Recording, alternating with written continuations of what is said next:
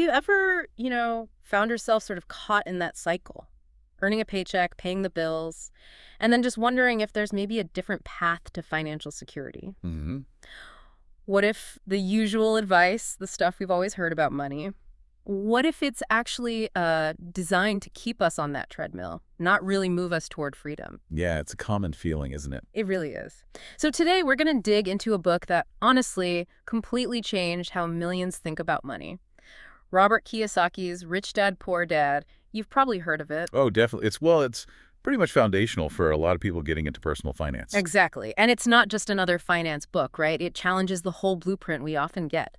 So our mission here in this deep dive is to unpack the core ideas. Some are pretty provocative, actually. They really are. We want to give you a shortcut sort of to understanding these principles that challenge traditional thinking. Maybe find a path towards, real financial independence. We've pulled out the key bits from the excerpts you shared, ready to explore them. Absolutely. Let's start at the beginning, the heart of it, really. Kiyosaki's unique upbringing. He had these two vastly different father figures. Right, and that contrast is everything in the book. It's the backbone. Yeah. So first, there's the man he calls his poor dad. This was his actual dad, his biological father. Highly educated, PhD, government job, secure. He really embodied that classic advice. The go to school, get good grades, find a safe job mantra. Exactly. Work hard for your money, stability, safety, lifelong employment, basically. And then you have the complete opposite, his rich dad. Yeah, tell us about him. Well, this was actually his best friend's father. And what's fascinating, really, is this guy had very little formal schooling. Right. But he became this super successful businessman, an investor, built real wealth, and his teaching. Radically different. Forget work for money. What was it then? His whole thing was don't work for money, make money work for you. Okay, that sounds simple but profound. It is. It's a total shift in perspective. Kiyosaki uses this contrast, these two dads, to show the massive difference financial education makes. Yeah. Practical, real-world smarts versus just academic learning. So it's about a whole different way of thinking about wealth. Completely. A paradigm shift. And that shift really sets up his first big lesson, maybe the most crucial one. Okay, let's really get into this. Kiyosaki says a huge mistake people make is confusing assets with liabilities. Fundamental. And this is where it gets really interesting and maybe a bit confusing for some. Do you personally, listening out there, truly know the difference, like how it affects your everyday money choices, often without even realizing it? It's a great question. Because Kiyosaki's definition is, well, it sounds simple, but it's powerful. An asset, he says, is anything that puts money into your pocket. Puts money in, okay. Right. It's about positive cash flow. Think rental properties bringing in rent each month, or stocks paying dividends, bonds, maybe a business that runs itself and gives you profits. The point is, it generates income for you. It grows your resources. Got it. So what about the flip side? Liabilities. Okay, conversely, and this is the tricky part for many, Yeah. a liability is anything that takes money out of your pocket. Takes money out. Yes. And this is key because lots of things we think of as success symbols, they're actually liabilities. Like what? Give us examples. Well, the big one is often a large house, the dream home. Right. People see that as an asset. Exactly. But Kiyosaki points out the mortgage payments, the property taxes, insurance, upkeep, that's all money flowing out constantly. Oof. Dead. Same with a new car, loan payments, insurance, gas, repairs, money out, credit card debt, classic liability, draining your cash with interest. So it's purely about which way the cash is flowing, in or out. That's the core distinction he makes, cash flow direction. And this is that trap you mentioned Kiyosaki talks about. Precisely. He says poor and middle-class folks often buy liabilities thinking they're assets. They buy stuff that drains their cash, believing they're building wealth, but actually they might just be digging themselves deeper financially. Wow. But why do we do that? Why fall for it? Is it just wanting the nice things, the status? That's a huge part of it. Kiyosaki would argue cultural narratives equate these big purchases with success, with stability. All right, the American dream house. Exactly.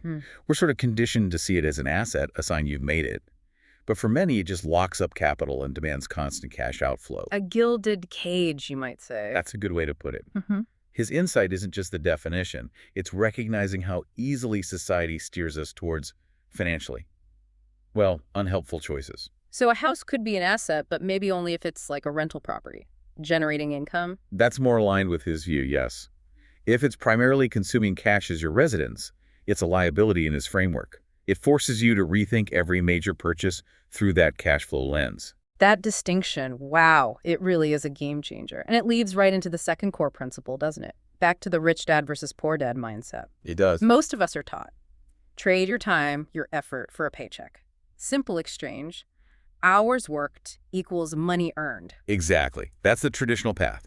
Working a job, selling your time. It creates what Kiyosaki famously calls the rat race. The rat race. Explain that a bit more. Well, you only have so much time, right? Finite hours in a day, so your earning potential is directly capped by how much time you can physically work. Right, it's linear. Effort equals reward. And if you stop working, the money stops. It offers perceived security, sure, but it often leads to this endless cycle of needing to work just to keep up. Okay, so what's the alternative? The rich way, as he calls it. The rich way, building on that asset idea, is totally different. It's about building investments, building businesses, things that generate passive income. Passive income, meaning? Meaning your money is earning more money for you. It frees you, or starts to free you, from having to actively work every single day just to pay the bills. So not just interest in a savings account. No.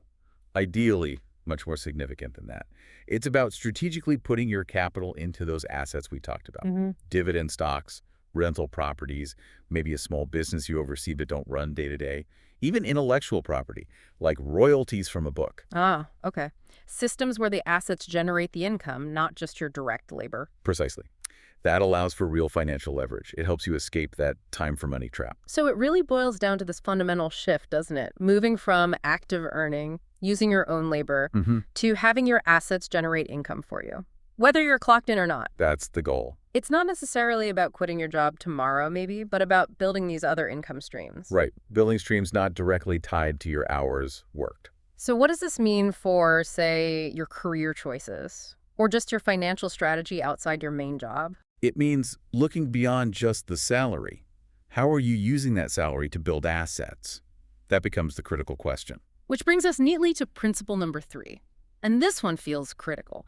The importance of financial literacy. Hugely important in his view. Yeah, and it makes you ask, right, why isn't this stuff taught in schools? Why do so many of us feel, well, kind of lost when it comes to managing money effectively? It's a big question. Kiyosaki definitely argues it's a major omission.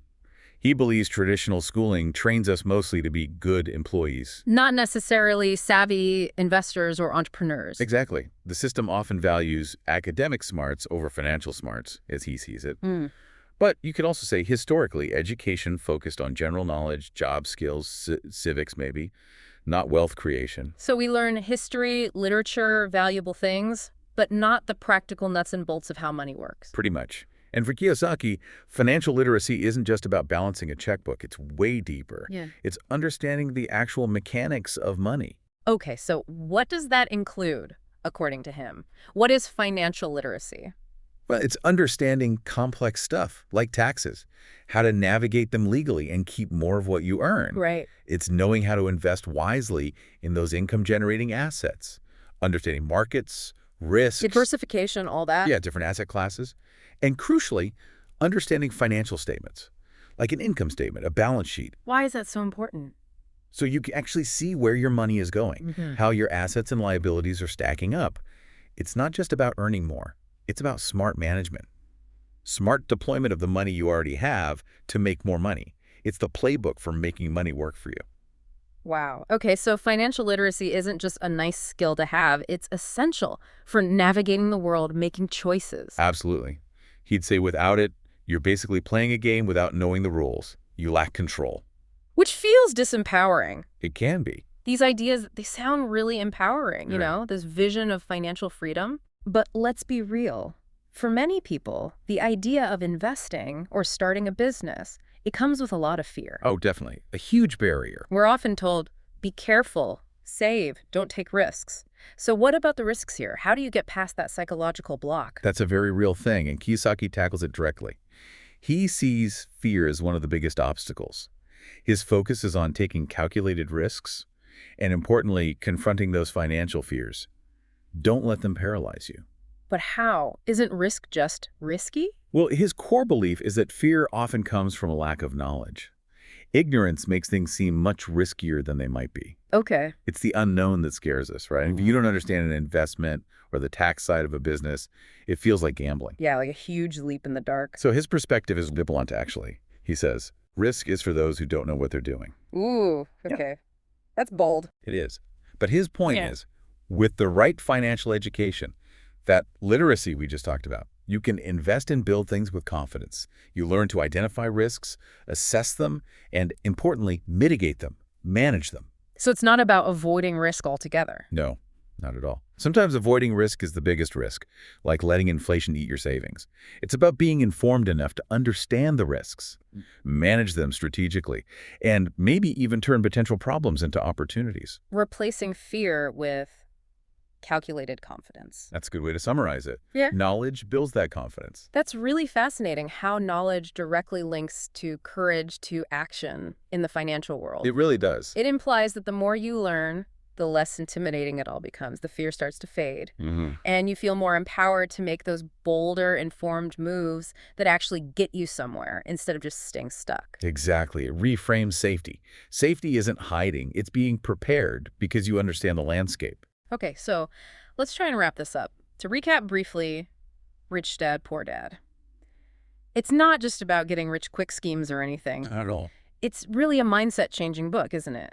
Challenges how so many of us were taught to think about money. Absolutely. Pushes us to question that conventional wisdom and look for different paths to financial well-being. Yeah, ultimately what this deep dive shows us, I think, is that becoming wealthy in the way Kiyosaki means it, it isn't just about your salary figure. Right. Earning more helps, obviously, but The book makes this really compelling case that it's primarily about having the right knowledge, the right financial literacy, and the mindset to make your money work for you, instead of you always working for it. that shift is the key to freedom. That shift is what leads towards true financial freedom, where your assets cover your expenses and your time becomes your own again. It's about understanding the rules of the money game so you can actually play it effectively. Play it strategically and hopefully win on your own terms. So, as you go about your week, maybe a final thought for everyone listening. Ask yourself this. Are your daily financial choices, the big ones and the small ones, are they moving you towards buying more assets, things that put money in your pocket? Well, Or are they inadvertently adding to your liabilities, taking money out? What's maybe one small informed step you could take, even this week, to start shifting that balance, to start making your money work just a little bit harder for you? yeah.